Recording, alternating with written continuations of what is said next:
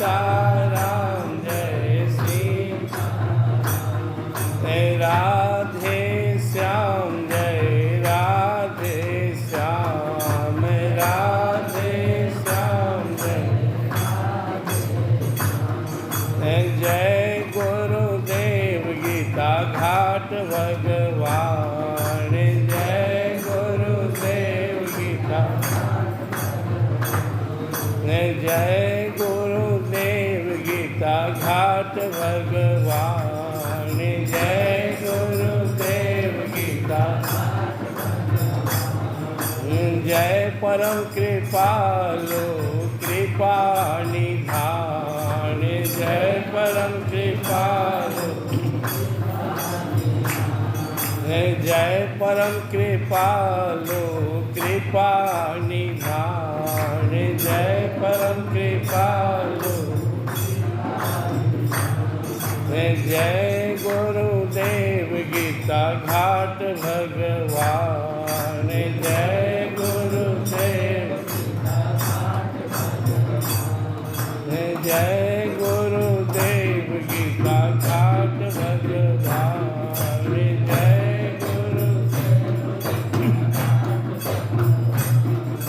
प्रेम सूर्य गीता घाट भगवान की गीता घाट धाम की श्री राधा माधव की श्याम रामचंद्र की उमापति महादेव की वंशुत हनुमान की आदि शक्ति माँ जगदम्बे की सभी संतों भक्तों की सभी सद्ग्रंथों की सभी देवी देवताओं की भगवान के सभी अवतारों की सभी दिव्य लीलाओं की सभी दिव्य धामों की सत्संग स्थान की सत सनातन धर्म की हर हर महादेव। भारद्वाज जी के आश्रम में जब भरत जी महाराज पहुँचे, भगवान श्री राम से मिलने जा रहे थे, तो भारद्वाज जी बोले कि दुनिया में जितनी भी साधन है सबका फल है प्रभु के चरणों में प्रेम होना।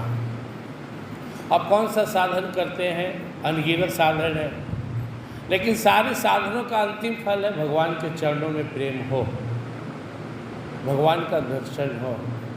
और भगवान की विशेष कृपा जब भरत होता है, भारद्वाज जी कह रहे हैं, जब परमात्मा की विशेष कृपा होती है ना, तो भगवान के दिव्य भक्त और संत से मिलन होता है।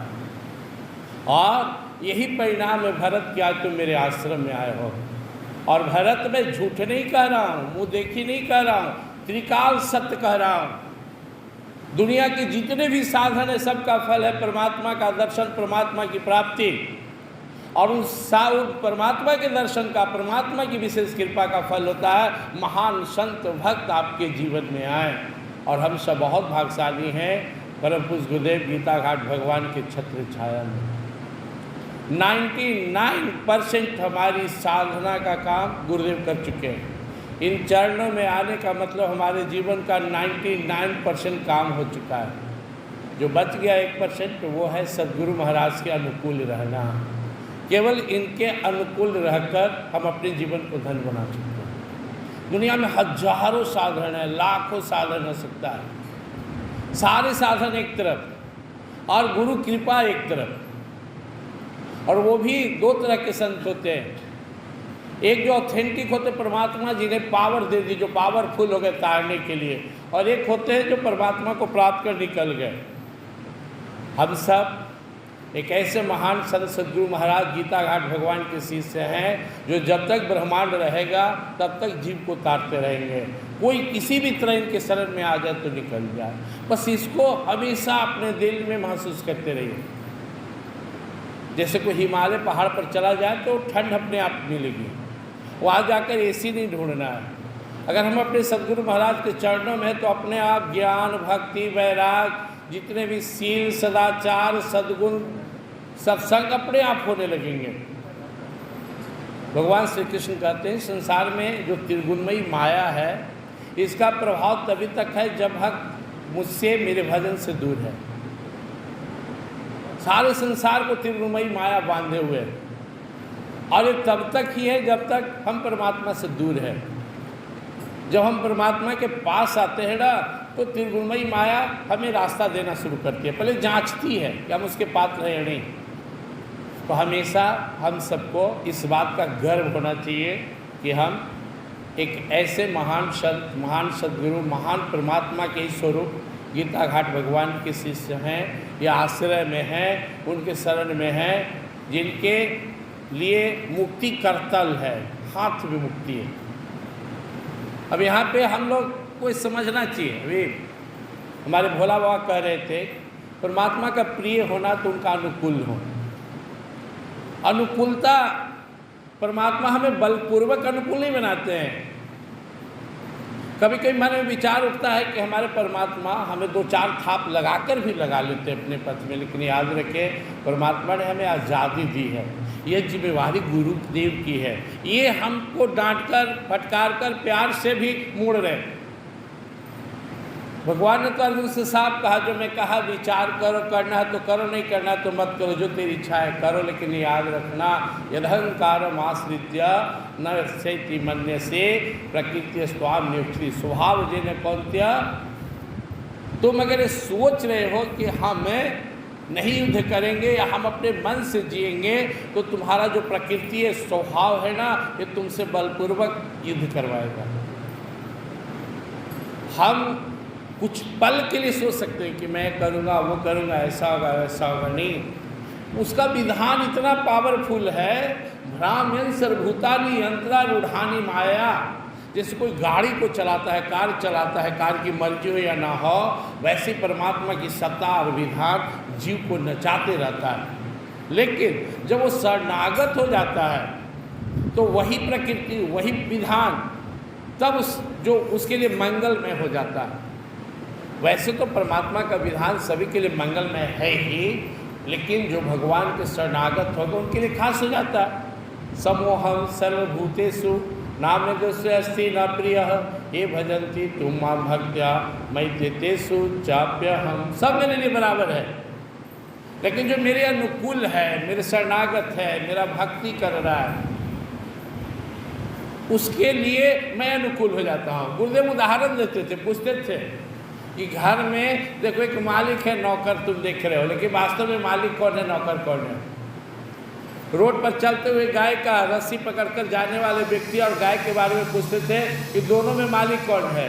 कुत्ता लेकर चलने वाले रोड पर से पूछते थे कि इसमें मालिक कौन है। वो बोलते थे ध्यान से देखो तो मालिक कुत्ता है, जो रुक जाता है तो उसका मालिक रुकता है, कुत्ता साइड होता है तो वही साइड जाता है। नौकर जब मालिक के अनुकूल हो जाता है तो मालिक भी उसके अधीन हो जाता है। वो उदाहरण देते हुए परमात्मा की ओर लाते थे कि जब संसार में कोई जीव किसी पर आश्रित हो जाता है और वो अनुकूल हो जाता है, तो हम मानव अगर परमात्मा के अनुकूल हो जाए तो इसमें कोई शक नहीं कि परमात्मा भी हमारे अनुकूल हो जाए। और उदाहरण देते थे, भरत राम को जपे निरंतर, और राम भरत को जपते हैं, एक तजे विषय सुख दूजे वैकुंठ तजते। भक्त परमात्मा के नाम पर संसार के विषय सुख का त्याग करता है, सत्संग को त्याग करता है, वो त्याग करके सत्संग में बैठता है और परमात्मा अपने भक्त की खातिर अपने स्वर को त्याग करके आते हैं। सबसे विचारणीय बात है, जब आप साधना में लगे हुए हैं, जब आप परमात्मा में लगे हुए हैं, तो आपके हृदय में कुछ न कुछ गाइडलाइन आता है, हमेशा उसको पकड़िए। हर भक्त, हर साधक के दिल में कुछ खास विचार आता है, क्योंकि साधना के अनंत प्रकार है। कौन सा साधन, कौन सी प्रेरणा बार बार आपके हृदय में आ रहा है, कौन सी कमी आपको नज़र आ रहा है जो आपकी साधना में बाधक है, और कौन सा वो उपाय समझ में आ रहा है जो आपके स्पीड को बढ़ाएगा। एक साधक जब तक ईमानदारी से साधना नहीं करेगा, परमात्मा का सपोर्ट नहीं मिलता। परमात्मा तो सबको चाह रहे निकाल दे, हमारा कोई न कोई क्षुद्र स्वभाव परमात्मा के भक्ति में, प्राप्ति में बाधक बनता है। इस साधक को जानना है, आखिर मेरे अंदर ऐसा कौन सा दुर्गुण, दुर्विचार, दुराचार है जो परमात्मा और हमारे बीच में रुकता है, और हमारे अंदर वो कौन सा सद्गुण, सदाचार या कौन सा ऐसा गुण है परमात्मा हमें खींच रहे हैं। अलग गुण देखने से अभिमान आता है, लेकिन कुछ तो है जो आपको परमात्मा खींच रहे। भगवान अर्जुन से बोलते हैं अगर कोई मेरा भक्त व्यभिचार का त्याग करके एक सती नारी की तरह मेरा अनन्य भक्ति करे तो बहुत शीघ्र वो गुणातीत हो जाता है। ज्ञानी वैरागी तपस्वी योगी जिस अनंत को, जिस परमात्मा को अनुभव करने के लिए बरसों जन्मों लगा रहता है, भक्ति के प्रभाव से वो सहज मुँह से प्राप्त हो जाता है। माम चयो अव्यभिचारेण भक्ति योगेन सेवते सगुणान संतीतान ब्रह्मयाय कल्पते। ये भक्ति का प्रभाव है कि जिस त्रिगुणमयी माया को पार करने के लिए, इस संसार सागर से निकलने के लिए योगी यति तपस्वी वर्षों जन्मों लगे हुए हैं, उसे केवल भक्ति के द्वारा, और वो कौन सा भक्ति है? अव्यभिचारिणी। अव्यभिचारिणी का उदाहरण दिया जाता है सती नारी से। जैसे सती नारी तन मन वचन से अपने परम पति के प्रति समर्पित रहती है, अपने पति को सब कुछ मानती है, पति के नाते भाई परिवार सास ससुर सबकी सेवा करती है, लेकिन अपना प्रेम उसका सिर्फ अपने पति के प्रति रहता है। वैसे ही संसार में जब साधक एक परमात्मा के प्रति पूर्ण रूप से तन मन वचन से समर्पित होकर जीवन जीता है, तब वो परमात्मा के उस परम पद का अधिकारी हो जाता है। अर्जुन के मन में या व्यास जी के मन में, सुनने वाले के मन में भाव उठ सकता है कि केवल आपकी भक्ति से इतना बड़ा पद कैसे मिल गया। तो भगवान अगला श्लोक में उसका संशय दूर करते हैं। ब्रह्मणो ही प्रतिष्ठा हम अमृतस्याव्ययस्य च शाश्वतस्य च धर्मस्य। ध्यान से इसको सुने। मैं ही, ब्रह्मणो ही प्रतिष्ठा हम, मैं ही, मेरे ही बल पे ब्रह्म है, मेरे ही बल पर संसार की सत्ता है, क्योंकि संसार में 4 सत्ता है। ये भक्तमाल की कथा, इसलिए मैं आपका ध्यान आकर्षित कर रहा हूँ। सगुण साकार सामने दिख रहे, निर्गुण निराकार इसके परे, सर्वापार सबसे परे पार ब्रह्म है। ये 3 सबको ही जानता है। सारे ग्रंथ, सारे दुनिया में सब इसकी चर्चा करते हैं, लेकिन भगवान श्री कृष्ण अर्जुन से बोले चौथा मैं ही हूँ सर्वाधार। और आप गुरुदेव के प्रवचन में इसको सुन सकते हैं। विश्व रूप में भगवान ने दिखा दिया। वो सर्वापार तो है, लेकिन कोई तो है जो सबको धारण करता है। वो सर्वाधार भगवान बोलते ब्रह्मणो ही प्रतिष्ठा हम अमृतस्याव्ययस्य च शाश्वतस्य च धर्मस्य सुखस्य कांति कस्य च। उस ब्रह्म की, उस परम सुख की, उस परम तत्व की, उस परम गति की सबका अधिष्ठाता मैं हूँ। मुझे प्राप्त कर लिया तो सब मिल गया। और वही बात से मैं शुरू किया था कि हमारे जो नर उपहरी सामने हैं, इनके चरण में आ जाए तो आपके लिए कुछ भी दुर्लभ नहीं है, कुछ भी नहीं। अब आप बोलेंगे मैं तो शरण में हूँ। मैं गुरुदेव से एक बार पूछा, गुरुदेव मेरी इच्छा रहती है मैं हर काम आपके अनुसार करूं, आपके डायरेक्शन में जीऊं, क्या करूं? गुरुदेव मेरे सिर को जोर से ठोकते हुए बोले प्रेम करो, प्रेम हृदय में मुझे बसा लो। सिंपल सा बात है। आप जिसको हृदय में रखेंगे वैसी प्रेरणा मिलेगा। काम है तो संसार काम में नजर आएगा, राम में है तो राम में नजर आएंगे, गुरुदेव हैं तो संसार में आप प्रेम नेम से जी लेंगे। अब आपके अंदर एक प्रश्न उठता है कि क्या गुरुदेव को हम अपने हृदय में धारण किए हुए? जैसे मैं आपको कथा सुना रहा हूँ तो आप सारे काम छोड़कर कथा सुन रहे हैं। 1-2% लोग छोड़ दें जिनके अंदर संसार का मोह माया व्याप रहा होगा, उन्होंने मन भाग रहा होगा, तो बाकी लोग कथा सुन रहे हैं। कथा सुन रहे मतलब आप कथा का वैल्यू दे रहे हैं। हमारा कथावाचक का, सत्संग का और गुरुदेव का आप सम्मान कर रहे हैं।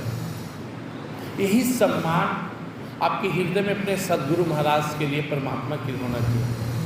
अब आप नाम जप रहे हैं, ओम आनंदमय ओम शांतिमय, ओम आनंदमय ओम शांतिमय, ओम आनंदमय ओम शांतिमय, और उधर डमरू बजा, मदारी वाला आया हुआ है, भालू नचा रहा है, आप दौड़ गए। वैल्यू कहाँ दिए? क्रोध आ गया, आप ओम आनंद ओम शांति में छोड़े और जाकर लड़ गए किसी से, आपने वैल्यू कहाँ दिया? जब आप परमात्मा के पास हैं, गुरुदेव के पास हैं, तो उस समय आप संसार को नेग्लेक्ट कीजिए नहीं। तो फिर आप परिणाम देखिए। एक बात दिमाग में नोट कर लीजिए, कोई परमात्मा से दूर रहकर ना कभी सुखी हुआ है, ना हो सकता है। और जो परमात्मा के पास है उसके जीवन में बाकी जो तनाव टेंशन वो आ ही नहीं सकता। क्यों नहीं आ सकता? सुखी मीन जही नीर आगाधा जिमी हरि शरण एक बाधा। अगर वो शरणागत है तो वो सुखी है, आनंदित। आपके पास 1000 बहाना हो सकता है सत्संग नहीं करने का, मत कीजिए, क्योंकि अभी आपका दुर्भाग्य पल चल रहा है, अभी आपको दुख भोगना है। जैसे ही आपके सौभाग्य पल आएंगे, आपसे सत्संग भजन में ही सबसे ज़्यादा इंटरेस्ट जगेगा। बहाना लाख हो सकता है। देहात में भी लोग आता है, वार्निंग देता है, कोई बहनवा ना रे मनवा, कोई बहनवा ना, कर ले राम नाम सुमिरन वाले मनवा, कोई बहनवा ना। फिर भी हम बहाना बनाते हैं। तो जब हम परमात्मा से, सदगुरु महाराज से ज़्यादा संसार को प्राथमिकता देंगे तो हमें सदगुरु महाराज का डायरेक्शन नहीं मिलेगा, जो प्रेम अनुभव होना चाहिए नहीं होगा।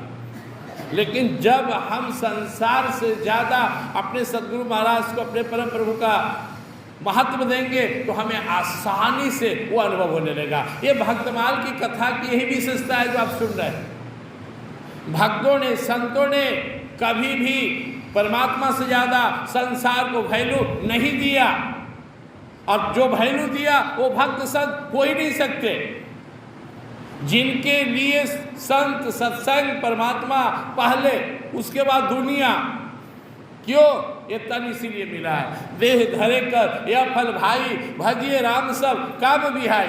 तो दो बातें हैं, या तो आपकी भावना कमजोर है तो आपसे भजन साधन नहीं होगा, या फिर आप में कोई ऐसा पापाचार है जो यहाँ तक आने में रोक रहा है। पाप बंद सहज स्वभाव मोरी भजन ताहि न भाव।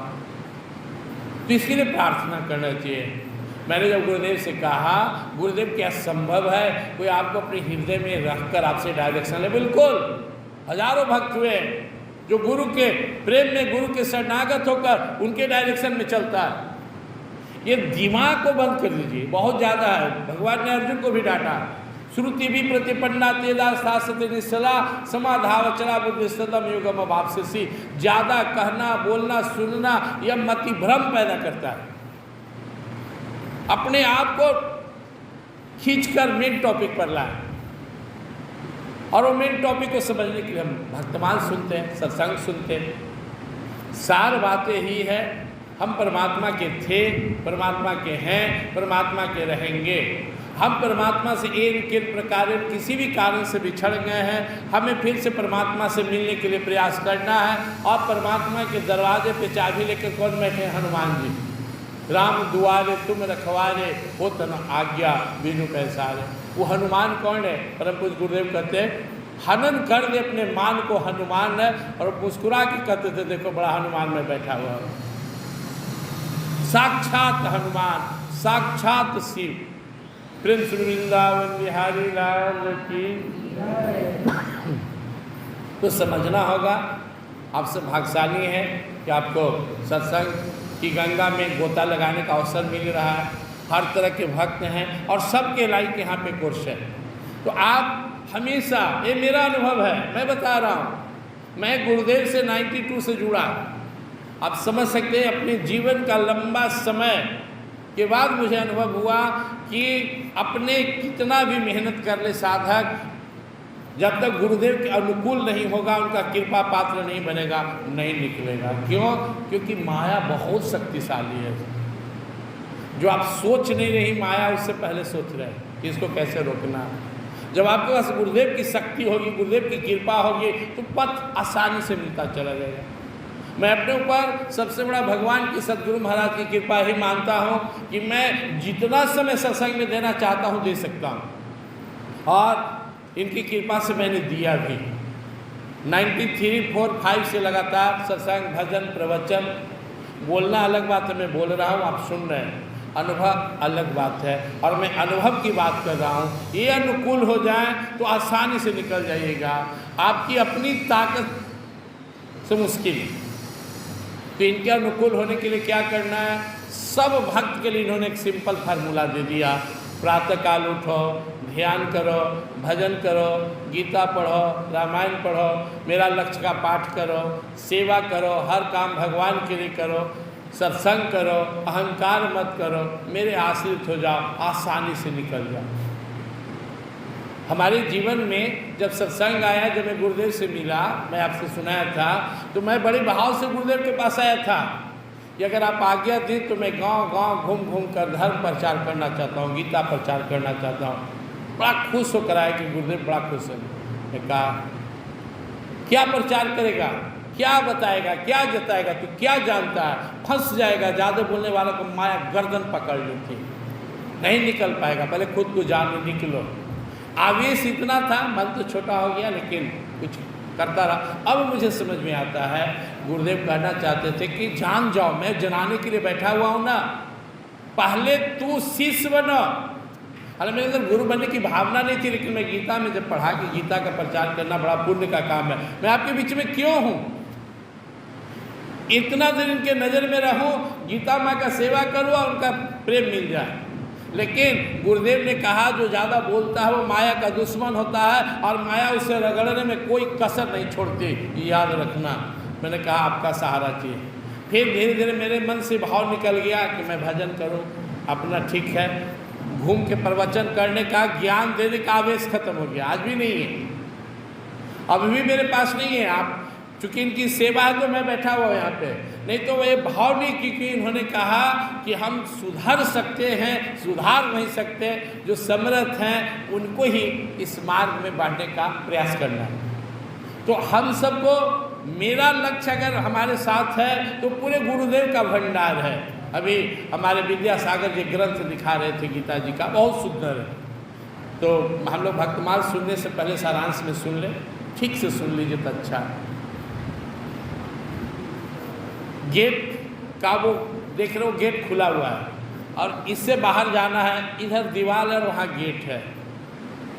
अगर आप दीवार को छोड़ दो तो कितना भार है दीवार, उस गेट को छोड़ दो तो दीवार को तोड़ना कितना मुश्किल है। यही संसार है। अगर आप गुरुदेव के बताए और बढ़ें तो दीवार में ही मार्ग मिलेगा, दरवाज़ा खुला है। नहीं तो माया इतना प्रबल है, आप सोच नहीं सकते हैं। जो अच्छे साधक उनको पता है, माया इतनी शक्तिशाली है, इतनी शक्तिशाली है कि आपको कैसे किस रूप में फंसा के रखेगी आपको पता नहीं चलेगा। माया करती क्या है, माया आपका टाइम खा जाएगा, आपका ऊर्जा खा जाएगी। जीवन में क्या आपका समय है और ताकत है, तब नहीं आकर बैठे हुए हैं। नींबू के रस की तरह आपको निचोड़ लेगी, सारा समय खा गई, एनर्जी खा गई। अब आप चाहकर भी न भजन करेंगे ना आपसे भजन होगा। जब तक शरीर चल रहा है, जब तक कुछ ताकत बचा हुआ है, समझ में आ रहा है, अपने को भगवान में लगाइए।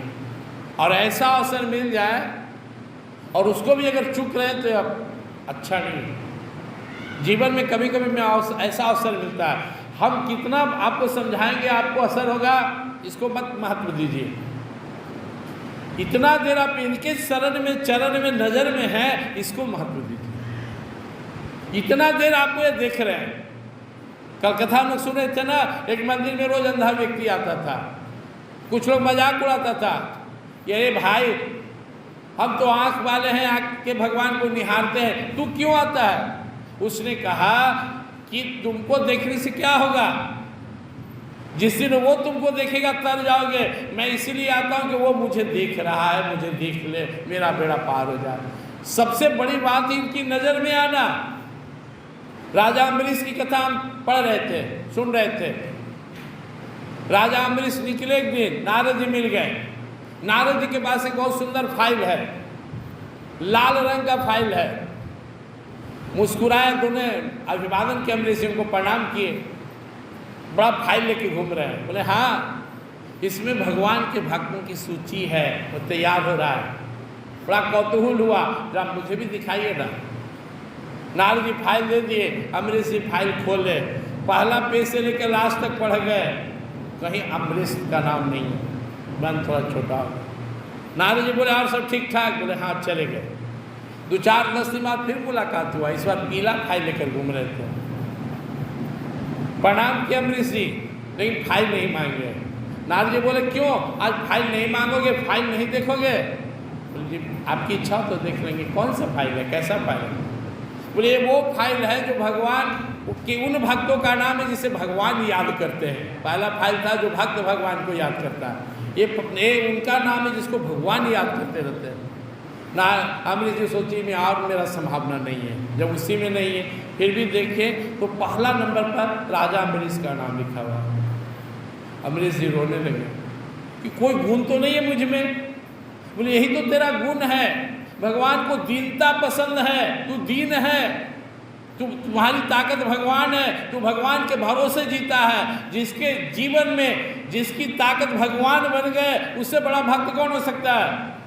जब तक हमारे पास अभिमान है, धन का, दौलत का, ज्ञान का, विद्या का, पद का, प्रतिष्ठा का, तब तक बाधा है भगवान से मिलन में। लेकिन अगर हमारी ताकत केवल भगवान हो जाए तो फिर हमारा जीवन भी राजा अमरीश की तरह हो सकता है। तो अपनी ताकत भगवान को बनाइए, गुरुदेव को बनाइए, और तभी बनेगा जब आप हर काम उनके लिए करेंगे। सोते जागते, उठते बैठते, चलते फिरते, खाते पीते, हर काम उनके लिए कीजिए और उनके अनुकूल रहने का प्रयास कीजिए। गुरुदेव अपने भक्तों को हमेशा ऐसे करके कहते थे, अनाधिकार चेष्टा भक्तों को शोभा नहीं देता। गलती क्या है? जो आपको नहीं करना चाहिए आप कर रहे हैं, यही अपराध है। मैंने गुरुदेव से कहा कि जहाँ हम रहते हैं ऐसे ऐसे रूटीन में है वो, बोले सब के बाद भी एक लाइन याद रखना, जो तुम्हें नहीं करना चाहिए वो नहीं करना, जो तुम्हें करना चाहिए वो करना, क्योंकि मर्यादा ही संत भक्त के लिए सबसे बड़ा गहना होता है। हमें इस बात को याद रखना है कि हम इस बात को लेकर सदा अलर्ट रहें कि जो हमें नहीं करना चाहिए वो ना करें। इसी को बोलते हैं अनाधिकार। आप गुरुदेव के प्रवचन में इस शब्द का बार बार प्रयोग देख सकते हैं। अनाधिकार चेष्टा, अनाधिकार कार्य भक्तों को शोभा नहीं देता, उसे नहीं करना चाहिए। अपने पद का, पैसे का, प्रतिष्ठा का, ताकत का दुरुपयोग नहीं करना चाहिए, नहीं तो यह आपके साधना में बाधक बनेगा। ये गुरुदेव का अनमोल वचन है। हर पास ताकत है, कहाँ लगाना है? भजन में, मदद में, अपने स्वकर्म में। अपनी ताकत झूठ सच दूसरे को लड़ाने और संसार में नहीं लगाना है। हमको वक्त मिला है, कहाँ लगाना है? अपने कल्याण में, संसार के कल्याण में, भक्ति भजन में। आपके पास है क्या? मनुष्य के पास दो ही चीज़ है जो मैंने पहले कहा, समय और शक्ति। समय अपने कर्म में, स्वाभाविक कर्म में लगाइए, भगवान को समर्पित करके करिए। और दूसरा आपके पास ऊर्जा है। इस ऊर्जा से आप 2 घंटा गपशप कीजिए, टीवी देखिए, मोबाइल देखिए, फालतू के समय घूमे टहलने में बिता दीजिए, या वही समय भगवान को दे दीजिए। जो समय आप भगवान को देंगे वही आपकी असली कमाई है। हमारे भगवान श्री कृष्ण कहते हैं, तस्मात् सर्वेषु कालेषु माम नवस्मृत्य च मयि अर्पित मनोबुद्धि माम में वैश्य से संशय। 24 आवर्स मेरा है। यानी अगर आपको लगता है कि मैं बहुत व्यस्त हूँ, तो भगवान कहते हैं कि जो कचरा समय है, तेरा फालतू समय है, उसमें भी भजन कर ले। बाजार जा रहा है, भजन कर ले। स्नान कर रहा है, भजन कर ले। खाना खा रहा है, भजन कर ले। खाना बना रहा है, भजन कर ले। जो फालतू कचरा समय आपका एकदम बर्बाद हो रहा है, ताश खेलने में, मोबाइल देखने में, टीवी देखने में, इस समय को भी अगर आप परमात्मा को दे दें तो वो भक्ति का स्वर्णिम काल बन जाएगा। प्रेम से बोले श्री सद्गुरु महाराज की। तो विश्वास सद्गुरु महाराज का। जो एक बच्चा गड्ढा में गिर गया है, खूब प्रयास कर रहा है, नहीं निकल रहा है, उसके गार्जियन आते हैं, हाथ पकड़ के निकाल देते हैं। हम सभी भावसागर रूपी गड्ढे में गिरे हुए हैं। अपनी ताकत से निकलने में पता नहीं कितना समय, कितना जन्म लग जाए। क्यों? क्योंकि परमात्मा का ऐसा विधान है कि जो संसार से पूर्ण रूप से निष्काम हो गया और मुझसे प्रेम किया, वही मेरे परम धाम में प्रवेश करेगा। ऐसा हो नहीं पा रहा, होगा भी नहीं। बच्चा थे तो खिलौना के पीछे पागल, गुड्डा गुड़िया के पीछे पागल, जवान हो गए तो जिंदा गुड्डा गुड़िया के पीछे पागल, बूढ़ा हो गए तो बाल बच्चे पोते में पागल, धन में पागल, मान सम्मान में पागल। कोई ना कोई कामना तो है ही, और वो कामना बाधा बना हुआ है। तो हमें अपने सारे कामनाओं को, गुरुदेव कहते थे गुरु दीक्षा का अर्थ होता है अपनी सारी इच्छा गुरु को दे दो। और खाली हो जाओ। गुरुमुख का अर्थ होता है मुख गुरु का मान लो। आज से सब चीज़ मत खाओ, सब चीज़ मत बोलो, सोच समझ कर खाओ, सोच समझ कर बोलो। तो यह होता है गुरुमुख होना। हम बोलते हैं गुरुमुख हैं और वो मुख में कुछ भी डाल रहे हैं, मुख से कुछ ही बोल रहे हैं, किस बात का गुरुमुख है? गुरु दीक्षा ले लिए और 1000 इच्छा रखे हुए हैं, कैसी गुरु दीक्षा है? तो गुरु के अनुकूल हो जाइए, विश्वास कीजिए।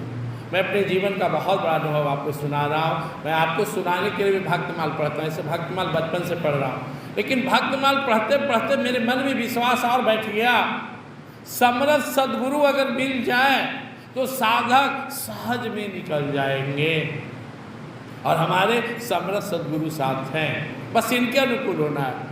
समर्थ सद्गुरु सिर पे खड़ा, कौन चिंता तो है तात, रिद्धि सिद्धि चरण चुमे, मुक्ति न छोड़े साथ। ऐसे समर्थ के हम हैं, इन पर भरोसा करते हुए लगे रहिए और अपने जीवन में ज़्यादा से ज़्यादा अपना ऊर्जा, अपना समय इनके लिए लगाइए। प्रेम से वृंदावन बिहारी लाल की, गुरुदेव भगवान की।